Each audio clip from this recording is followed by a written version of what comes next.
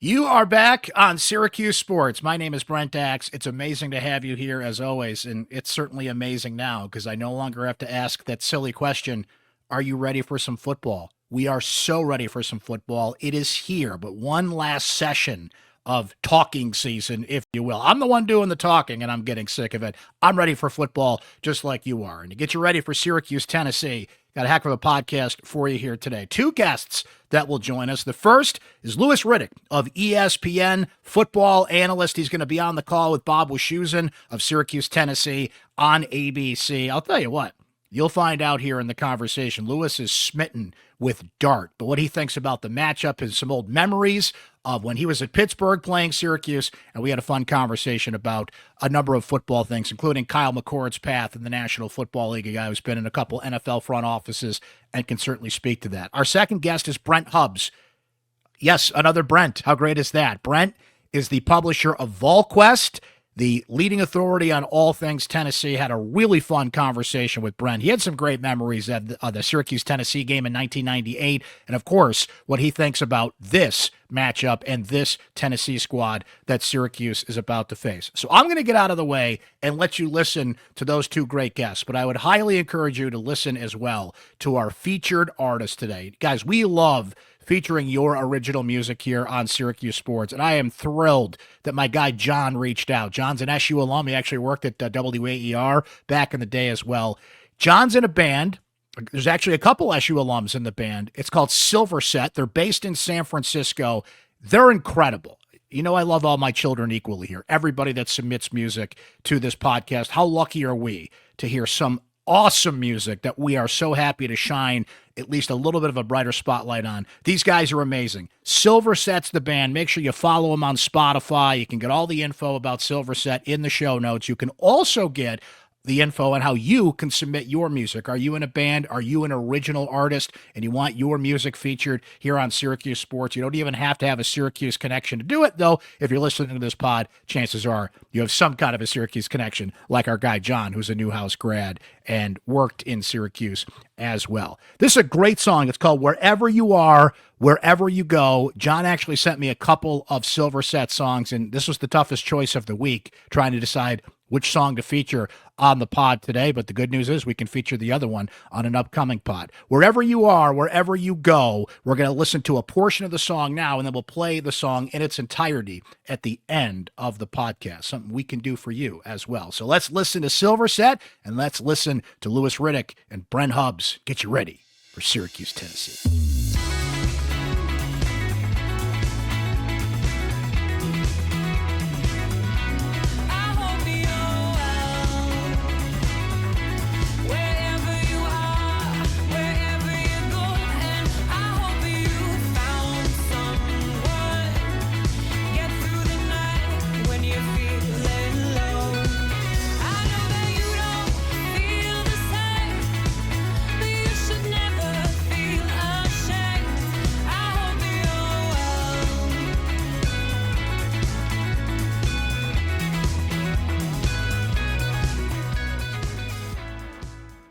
So, Louis, a Pitt guy who played Syracuse a little bit back in the day.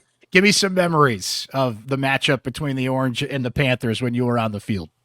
Yeah, man. I mean, these were good ones. I mean, I just remember just how good Syracuse's offensive line at that time was really its strength. The running game was always really good. I remember playing against Rob Moore and just the athletes that they had, the size that they had. Syracuse was always in the national discussion as far as one of the top 20 teams. It's in within close proximity, relatively speaking, to where I grew up. So, about 4 hours away, about 4 hours north of where I grew up, just outside of Philly. So they were always great games. We played them on national TV, I believe, my junior year in Pittsburgh, which was a great game. They bombed us early. We came back, won the game. Battles were always great at the what used to be called the Carrier Dome. I got hurt up there, fell on the Oh, turf, messed my shoulder up pretty good one oh time. man. But I A mean, lot of it people was mess just, their but shoulders up on that turf, yeah, unfortunately. no Yeah. kidding. But I always liked going there. I always liked the atmosphere up there. It was always a hard fought, tough game. And I have a lot of respect for the university, quite honestly. Speaking of hard fought, tough games, that's what we're hoping for on Saturday. You're going to be on the call with Bob Wischusen for this one. Yeah. As you start to look at the matchup here, let me start with this. What should Syracuse be concerned about? It's always intriguing, right? Because it's the first game Yeah. and there's a lot of mystery here. But from what you can kind of discern that Tennessee has and what they carry back from last year, all things considered, what should Syracuse be concerned about in this game? Well, I think it's the lines of scrimmage right out of the gate is really what you're going to be looking at, because if you start with Syracuse's offense, look, obviously they brought some people in, TJ, Austin Collins. I mean, these guys have to show up big, early on. They have to let Steve Angeli kind of get his legs underneath him and kind of get comfortable against a defense that, quite honestly, at Tennessee has some studs on the perimeter. I mean, they got three edge rushers that will absolutely give you nightmares. And you thought when James Pierce Jr. got drafted last year from there and went in the first round to Atlanta, that, oh man, okay, well, obviously, there may be a drop off. Nah, they've got about three guys they'll run through there. They're big, they're fast at the second level. Arian Carter's one of the best linebackers in the country, and then they got a bunch of dudes who can lock you down in the back end. Uh, in Tim Banks, their defensive coordinator scheme. So I think, but up front is where it starts. We know that that Fran wants to run the football. Jeff Nixon they want to run the football better in 25. It has to be better, especially early out of the right out of the gate, so Steve again can kind of find his rhythm. Last year everything was really hung on Kyle, and that's fine considering the fact that he had a record-setting year. But I don't think you can do that coming right out of the gate here and say, "Hey, Steve, pick up where Kyle left off," Right. and just kind of carry the torch. So I think they got to move the line of scrimmage. They got to give some protection. And then when you flip it around, look, Tennessee under Josh Heupel has always run the ball well. Their defensive line, I mean, their offensive line is going through some changes as well, especially on the interior. They have one of the best five-star young offensive tackles in the college football. It's going to start at right tackle. They have a veteran coming back at left tackle. They've got backs that can really punish you. And we know Syracuse had some issues with stopping the run last year. They've gotten bigger on the inside. Obviously, Deion Wilson coming back is huge. George Rooks, I watched them at BC last year. I mean, they need that size, man, inside. They're going to need to really stop the running game. And then in the secondary, look, I mean, they have Syracuse has I mean, Tennessee has a new quarterback as well. So they want to run the football as well so he can find his legs. Line of scrimmage. That's what it just keeps coming back to. Line of scrimmage, line of scrimmage, line of scrimmage. Who can control that early and allow their quarterback to kind of settle in? That's kind of how the game will be dictated, I believe. Louis, Steve Angeli, last time he was standing on a college football sideline, was actually in this building that Syracuse and Tennessee are going to be playing on at Notre Dame. And Mm-hmm. this is like the here's college football in 2025. Two Yeah. quarterbacks that were not on the rosters, even on spring practice, but Yeah. they're How the about that? starters coming into this one. I think you hit on the thing I'll be looking for. And I think that would be something you generally talk about in a game like this. But it just feels like, considering the quarterbacks and the offensive lines, whoever gets comfortable first in an Mm-hmm. environment like this will have an advantage. And of course, Tennessee's got the crowd on their side. Don't get me wrong, Syracuse fans are going to be there and you'll Yeah. hear them, but Yeah. obviously Tennessee's going to have a few more people there here. So when you've got a new quarterback in that Mm-hmm. situation, and you said you don't be Kyle, you be you. What do Yeah. you think the advice is for a Steve Angeli? What do you think the game plan is to get him comfortable quickly as possible in a situation like this? Yeah. I think, again, Jeff Nixon, the OC, will try and get Yasin Willis going early. Mm, I mean, they'll try and turn around and say, okay, look, I think as an offensive coordinator, you're going to want to see what your offensive line looks like. I mean, you're going to want to see against the stout SEC front seven, okay, what do we got? So I think that's the first thing. Let's see if we can get 3 or 4 on first down, and so we can get in the second and 6. So then the rhythmic passing that you've seen Steve Angeli really excel at when he was at Notre Dame can then kind of be unleashed a little bit. Ball's got to get out of his hands quick. He doesn't have a cannon. He's not the greatest athlete, but what he is a very rhythmic passer that makes great decisions and is smart. So those are the kind of guys you don't want to have behind the sticks. So I think that's probably gonna be priority number one. And what does that mean? Look, that means that you know guys like Daryl Guild. I mean, they have to show up. I mean, these guys have no drop balls. Be where he expects you to be. Put it on him. and then let's roll. Get the ball in the hands of Jonte Cook. I think everybody in Syracuse wants to see what he looks like in Yeah, for game sure. action. Yeah. I mean, he's a stud now. I mean, the limited targets and opportunities he had at Texas last year, you can just tell this guy has got a second and third gear now. That if you can get him out in space and get him in the open field, he can get going and cause you some problems. Tennessee, I'm sure, is well aware with the game breaking ability that he has, and Steve knows it too. Angeli, he knows he wants to get the ball to him. But again, Yasin is really, he was fun to talk to the other day. He is really looking forward to kind of stepping in here now and taking over the reins from LeQuentin, sharing time with Will Nixon, who, I wasn't even aware before I started preparing for this that Will was the son of Jeff Nixon. I had no idea. And I've known Jeff since like 2008. We worked together in Philly. But that group, those two guys, and they told us, they said, look, Fran has told us, we can't throw the ball every play. I mean, we wound up doing that because we knew that we had something special last year, but you can't go into every season thinking that's the way it's going to be, especially when you're going up against a front like this. So line of scrimmage, do your thing, see if you can find some creases and really put Tennessee on notice that, hey, we need to maybe drop another safety down here in the box and take care of this run game. So then Steve can see the field a little bit more, identify the one-on-ones, and put the ball up on the outside. I mean, that's how football always goes, but or rather, ideally, probably how you want it to go.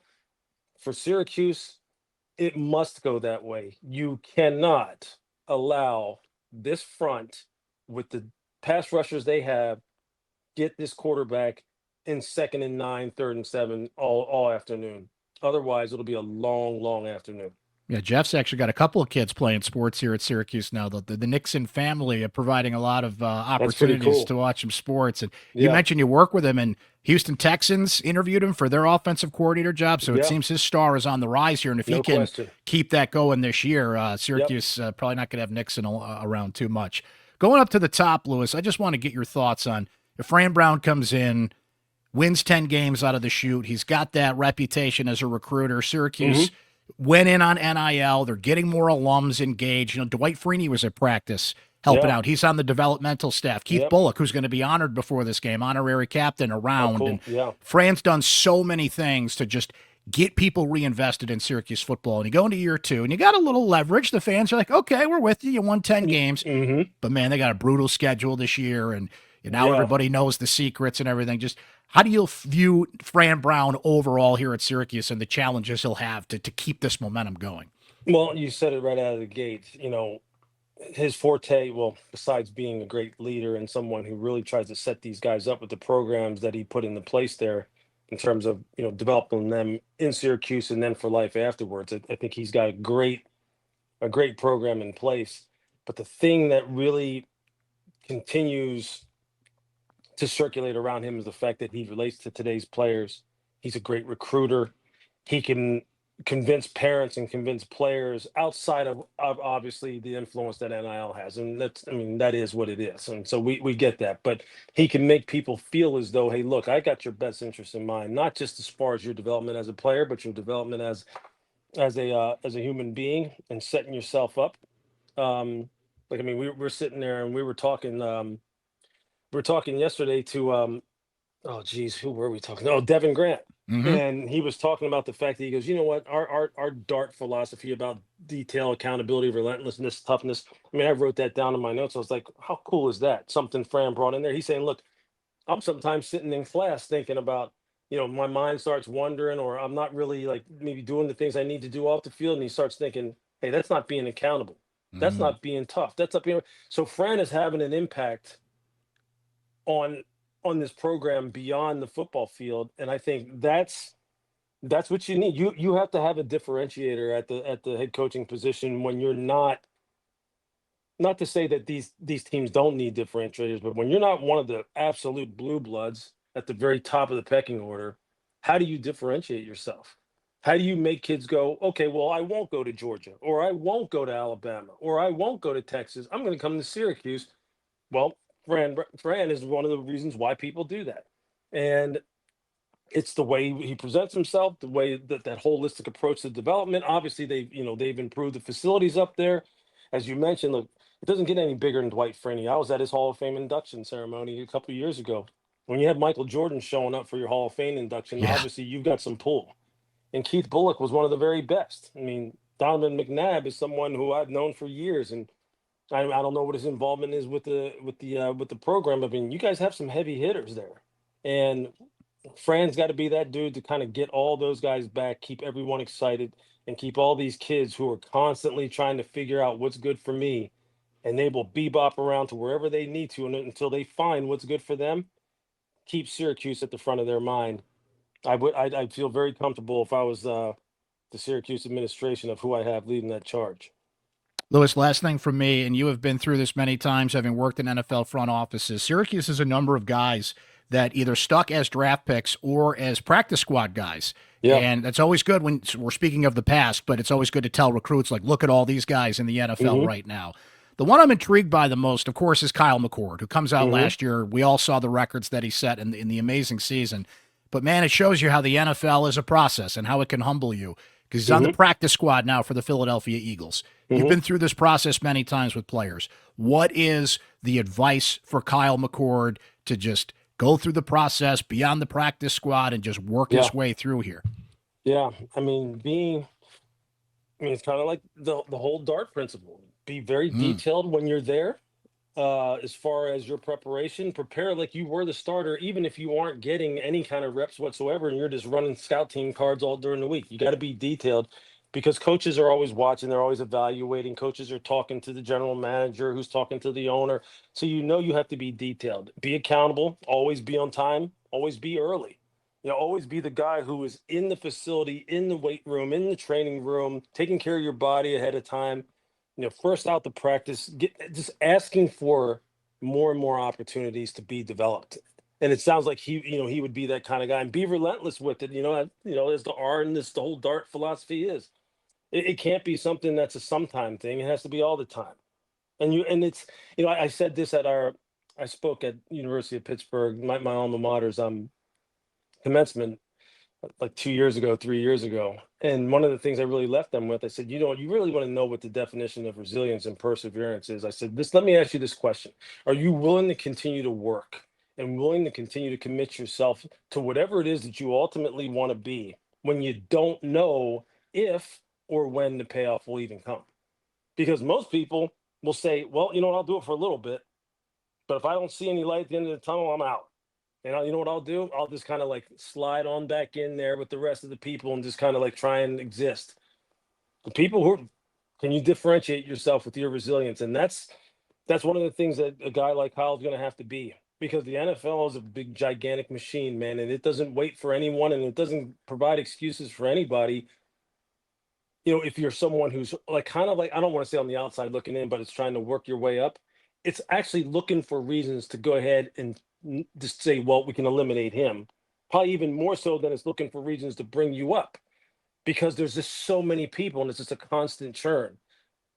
And that brings you to the last part. I mean, you got to be tough. You got to be tough mentally and physically to be able to withstand that, especially when you're not going to get all those opportunities right out of the gate as a first or second rounder.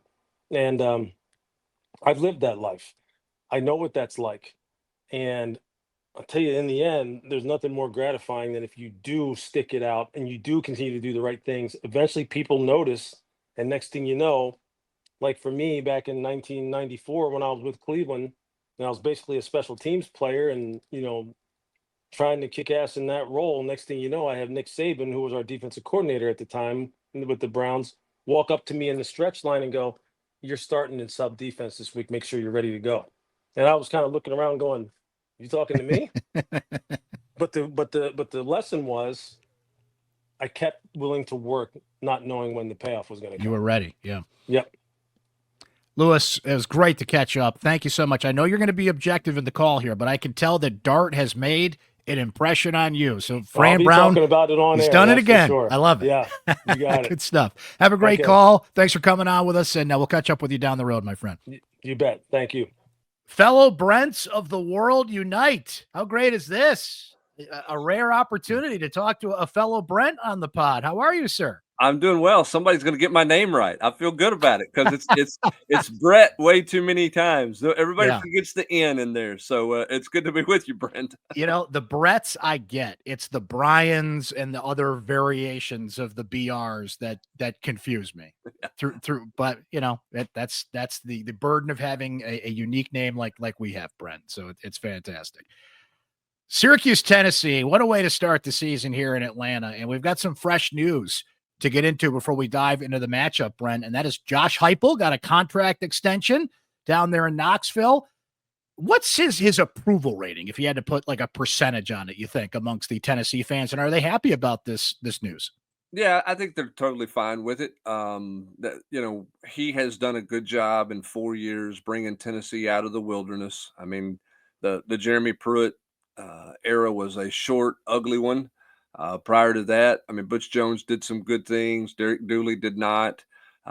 Tennessee fans are looking, they long for the days of the 90s. They long for when they went 45-5 in a 50-game stretch and were playing for championships and winning titles. So I think he's done a good job. When you talk about ending the streak, losing streak against Alabama, he beat Nick Saban. He's beat Alabama twice. He's beaten Florida twice. He's not been able to beat Georgia. They've had an loss on the road seemingly every year that he's been here. But considering where they were and kind of what the program was when he inherited it, to be where they are right now, I think Tennessee fans are happy. I mean, you're coming off a playoff appearance.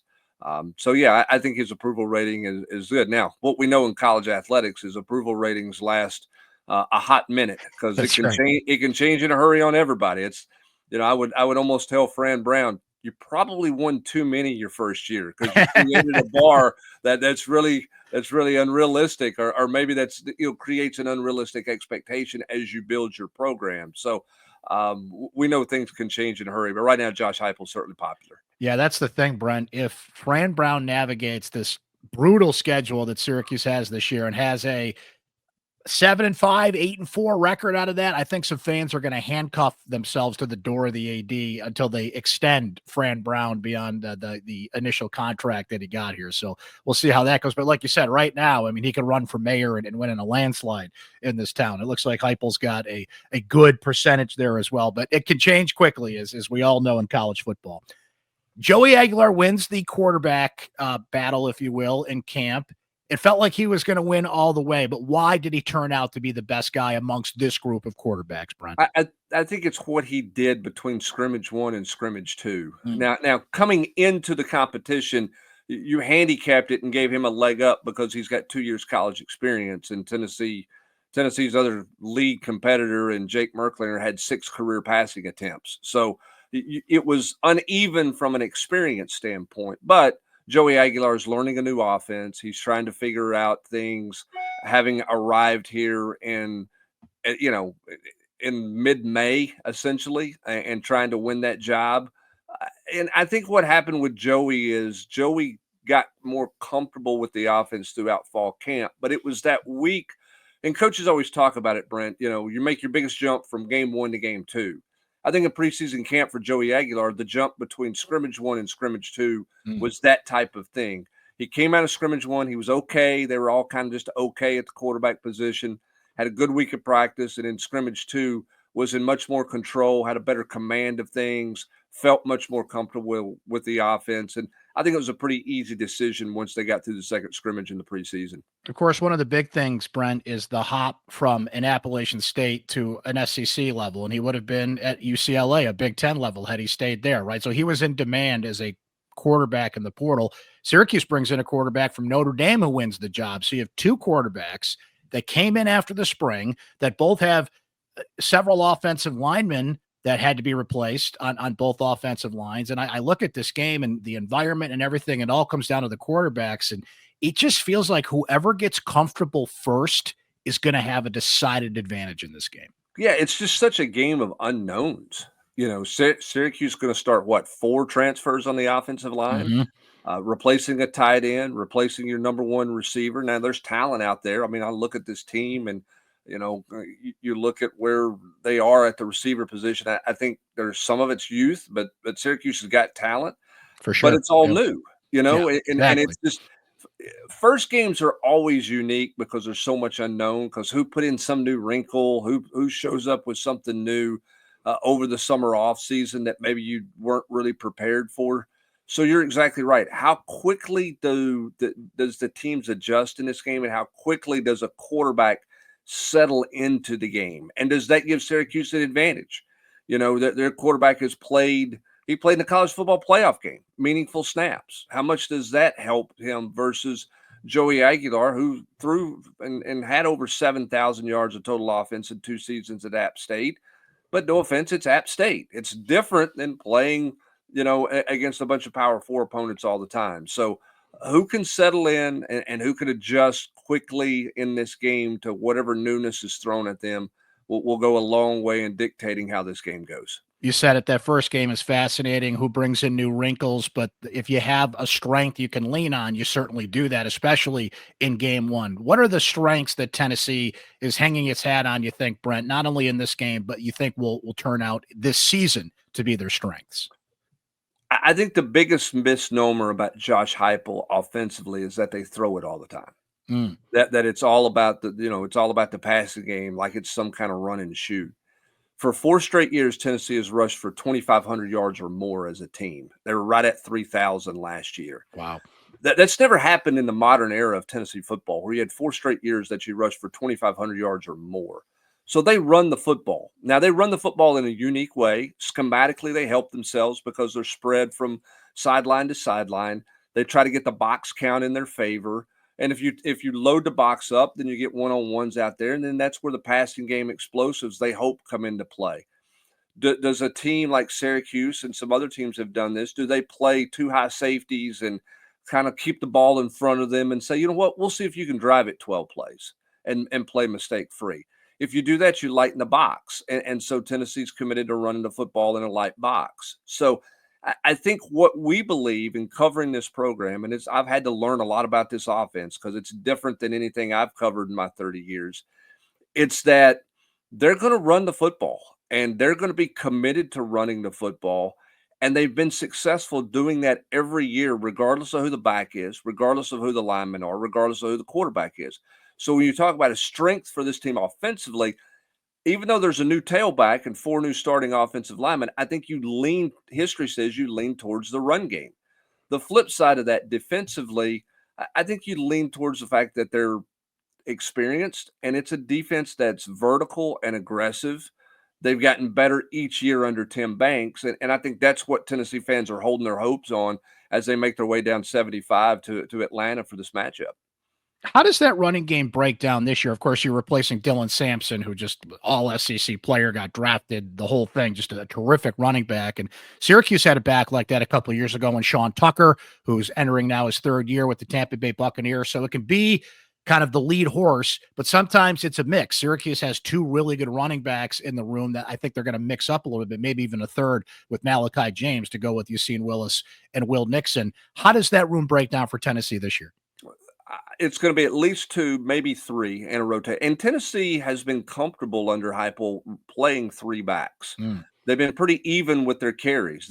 Last year was the exception. That's the first year we've seen a, quote, bell cow, a guy who just handles the load, 2 or 3 times the amount of carries of anybody else. Otherwise, it's been pretty even. Deshaun Bishop is a great story. He's a local product out of Carnes High School in Knoxville, was going to go to Coastal Carolina, was under recruited, I guess is the best way to say it, put up a ton of yards in high school, didn't have a bunch of opportunities, and he decided to walk on at Tennessee. And man, he's just not giving up the position. He's in the best shape he's been. He's driven. He's got a chip on his shoulder.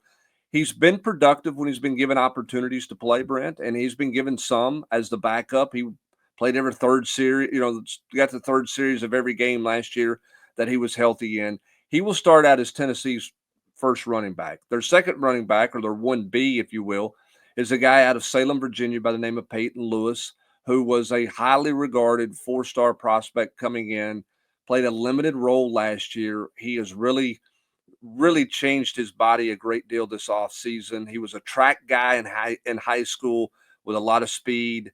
He's added a lot more bulk to him right now, so he's got a little more power to his game They will be 1-2, and then Tennessee kind of took an insurance blanket, if you will, and a guy by the name of Star Thomas, who played in the ACC for Duke last year and was good. I mean, he was a good, productive player for Duke. So they have three guys that they feel comfortable with in this offense. And then the X factor is, will they use Joey Aguilar's legs, and how big of a factor could his legs be in the run game? In 2022, Hendon Hooker was the second leading rusher on the team, maybe the third leading rusher on the team with about 700 yards. I don't think Aguilar runs that much, but I think he runs more than what we've seen the last couple of years with Joe Milton and obviously Nico as well. Flipping to the other side of the coin, Brent, what are some of the things you go into, not only this game, but the first few games that you're really going to be looking at with curiosity that Tennessee has to improve on, or maybe you see, I don't want to say as a weakness, but as a question mark, the positions that have to prove themselves? Well, offensively, it's all about the wide receiver group. Mm. 57% of the wide receivers on the scholarship wide receivers on the roster have never been in a game in college football. I mean, 4 of them have never dressed for a game for college football. So Wow. how do they handle the spotlight on Saturday, in that kind of matchup, in that kind of environment? I mean, they've never played on national TV before. So you start there offensively. That's the biggest concern. Individually, I mean, they're going to play a first-year freshman, true freshman at right tackle. Now, he was all-world, 5-star, could have gone anywhere in the country type deal, but he is the starting guy. Arrived in January. He's put on 40 pounds since his arrival. He's going to be the starting right tackle, and David Sanders. So offensively, aside from the quarterback, those kind of jump out at you. On the flip side, defensively, this was a team that looked like they were going to bring back 4 starters in the secondary. And then in January, while he was training at home, all-conference player Jermod McCoy tears his ACL. He's not going to be back for this game. They hope to get him back in the month of September.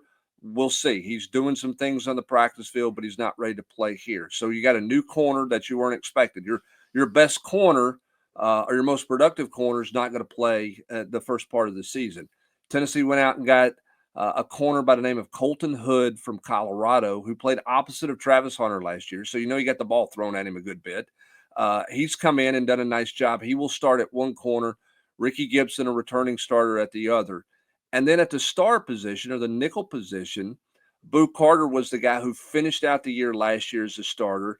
He's been in the doghouse. He's not done some of the things he's needed to do all summer long.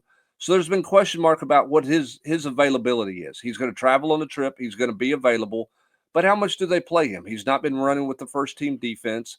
So Jalen McMurray, who is a Temple transfer from 2 years ago, who's a corner nickel guy, is going to play the nickel spot. So how do they gel back there against a Syracuse offense that, if they stay true to who they were last year, we know is going to throw it 45 times a game? Now, my question about the Syracuse offense is, I don't know that Fran Brown wants to throw it 45 times a game. He would like, I think, some more balance. How different are they without Kyle McCord, without the tight end, without some of the playmakers they had on the perimeter? Are they more balanced this year? I think that's part of this feeling out process that every coordinator goes through in the first quarter of every opener. How different is Syracuse from year 1 to year 2 offensively? And where are the different challenges that come with that for Tennessee's defense? Yeah, we're wondering that ourselves up here, because Angeli is a similar quarterback to McCord, though not apples to apples, right? And they've got talent in that wide receiver room, but you said it, they're all new. And even the guys they're bringing back, a couple of them were recovering from injury, and they're all trying to get in sync with Angeli. And they've got good running backs. They've got some talent in that room. But with that new offensive line, we're all kind of wondering, like, what, because Syracuse was 125th in the country running the ball last year, Brent. I mean, just by default, they have to be better because their passing game was so active and so good. Frankly, McCord carried them, and you ride that wave till it hits the beach. I do think they're going to run the ball just by percentages and default a little bit more. But Nixon does have a system, and he does have a way he likes to do things, but he doesn't have the same personnel to do it. As you noted, Aronde Gadsden's now in the NFL, and I don't think Syracuse has a pass receiving tight end on his level. And Jonte Cook replaces Trevor Pena, and Cook is a very talented player. Don't get me wrong. He's been all over the field in training camp, but it's just all those unknowns, like you said in that first game, that I'm just going to be sitting there taking notes for the whole first 2-3 quarters, maybe even the whole game. Like, okay, that's what they're doing there, and filling in all the blanks. It's going to be fascinating. Well, it just felt like last year, and I had a chance to watch Syracuse multiple times. You guys drew a lot of those ACC Friday night games, which I think, by the way, is pretty cool for TV. I enjoy watching them if I'm not at a high school game. So I had a chance to see Syracuse play multiple times, and it just felt like they're like, our best chance to win is put it all on Kyle McCord's shoulders. Yep. Now, they didn't help their defense out in that way because they scored fast, and it was like, we just have to outscore everybody. Again, Fran Brown is a defensive-minded guy. He's a defensive coach. So where does he get to from a balance? Can he get a running offense going to help balance out his defense and help his defense out a little bit more as he continues to build on that side of the ball? We'll see. I think the other thing with Fran Brown in this matchup is he's got 2 years under his belt at Georgia. So he's gone against Tennessee twice in 22 and 23. He wasn't the coordinator, I get that, but he was the secondary coach. And Tennessee's passing game numbers in those 2 games against Georgia were not very good. The Georgia secondary did a really good job on Jalen Hyatt in 22 and kind of stifling Tennessee's passing game when Tennessee went down there as a top-ranked playoff team at that point in the season. So how much of it does he have an advantage? Does that advantage translate into Tennessee's tempo? I know it's not the same personnel, but how much does that feel like it gives him an advantage in figuring out some of the things that Tennessee wants to do and how to combat that, how to game plan against that? Which grabs a red pen and circles one of the more fascinating aspects of this game, Brent. You have 17-year-old Demetrius Samuel Jr. starting at corner. He's also going to play a little wide receiver. I don't know if we have a budding Travis Hunter here or not, but he is going to play both ways. The other starting corner is Chris Peel, who is a transfer from Georgia, as a matter of fact, the guy that Fran was familiar with. So unfamiliar corners against an unfamiliar receiving core for Tennessee. How does that play out? And boy, 17 years old, I don't care how talented you are, you're going to make mistakes. Things are going to happen in a big game environment, which kind of leads me to my next question, Brent. Certainly there's going to be more of a Tennessee shade of orange in the building than Syracuse orange. I mean, what is that, a 3-hour drive from Knoxville to Atlanta? Yeah, 3.5. 3.5. I'm curious, though, how does the Tennessee fan base break out? Like, Syracuse has this unique fan base that's all over the country. There's a lot of Syracuse alums that are spread out around the country. Like, Syracuse went to Las Vegas last year and legitimately took over half the building, and it was great. The environment was incredible and turned out to be a great game. I'm curious about the breakout here. I'm hearing probably 5,000 to 10,000, somewhere in that range of tickets that are going to be out, both from what the university had and just, fans picking up things on StubHub or whatever. What do you think the Tennessee Army is going to be in terms of numbers, and what kind of crowd are we looking at here? Do Tennessee fans travel well? Do they get into the games? Is this going to be a raucous environment in Atlanta? Tell me what you think. I think Tennessee will travel well. I think they'll be there. It would be a challenge, a little bit of a challenge, but I mean, you can actually make it a day trip if you want to come from Knoxville. You got to get up a little bit early to get going, but you don't have to go down and spend the night. If you live in Chattanooga, which is an hour and a half south of Knoxville, then you're 2 hours. I mean, you can get up at 8:00 and drive down to that game if you want to. You can make it from Nashville in a little over 3 hours as well. So it's not a long haul. It's not a long travel. I think Tennessee will be there in force because, one, they're typically always there in force, and two, there's curiosities. Now, Tennessee fans are growing weary of neutral site games. Gotcha. That they're just, and I think those games, and this one was set up by a previous athletic director, not the current athletic director. They've got one more left on a schedule in 28, but they were in Charlotte last year for a neutral site game. They've been in Nashville for neutral site games. Atlanta's not bad in terms of a drive. I think there's always great anticipation for the first game. New quarterback, just unknowns. I think there'll be a good crowd there. I do. But you're right. Syracuse seems to kind of come out of the woodwork with some fans because they're like, are all these people coming from New York? And it's like, no, there's a big alumni base in Atlanta. There's a big alumni base in Charlotte, and all these people come there. So I don't think it'll be 50-50, but I think Syracuse will probably be more represented than Tennessee fans think. But I think the Tennessee Army will roll in there pretty good. Well, Brent, if this one's anything like Syracuse-Tennessee in 1998 to start the season, we're in for a great run here. I mean, that game, I'm Syracuse fans still a little bitter about a pass interference call at the end of that one, but Yeah. was a great game regardless. Well, And the thing about that game, and I know we're getting out the door here. The thing about that game is I don't know that people really realize the talent that was on the field oh my that God, game. I yeah, mean, Syracuse was super talented. We didn't know how good Donovan McNabb really, really was.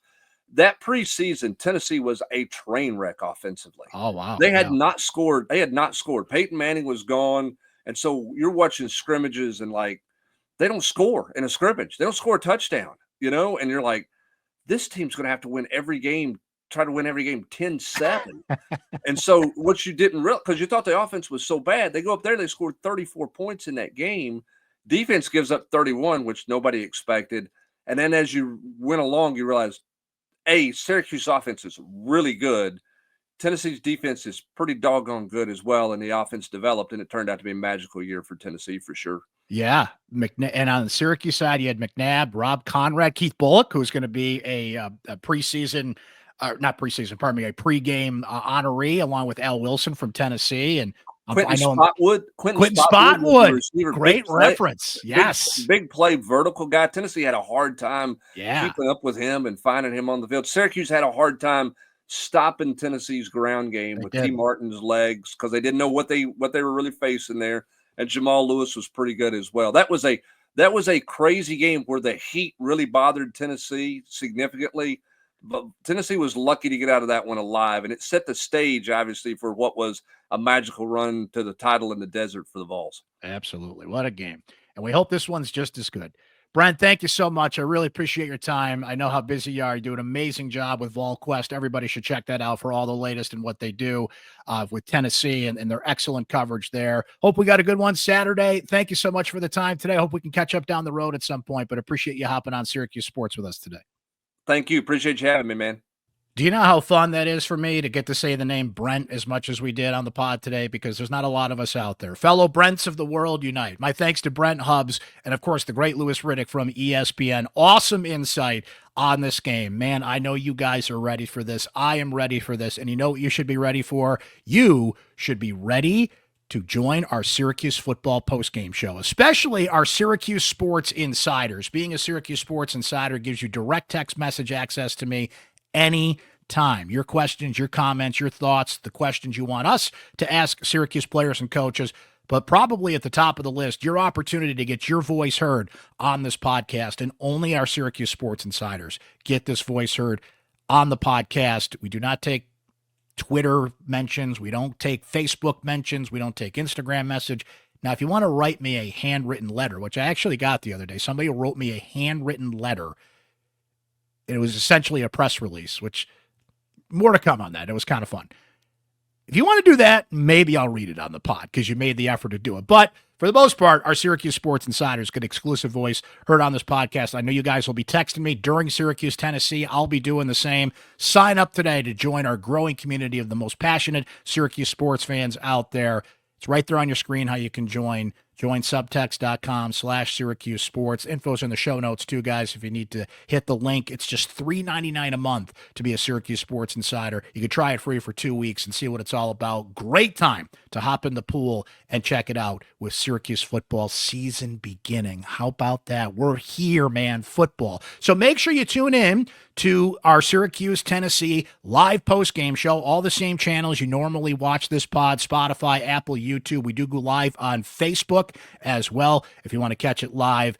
Can't wait to do that throughout this upcoming football season. We usually go on about an hour or so after the game. We'll hook up with either Javon or Chris live from Atlanta. And of course, we will hear from you on the pod as well. So that is coming up on Saturday after the matchup. Thanks for a great week of pods. It was awesome to set up this week. If you missed our Syracuse football over-unders pod, if you missed my conversation with Eric Kane earlier this week on Tennessee, of course, you could find those in the archive. And again, please subscribe. Spotify, Apple, YouTube, wherever you get your podcasts so you don't miss out. Don't miss out on this either.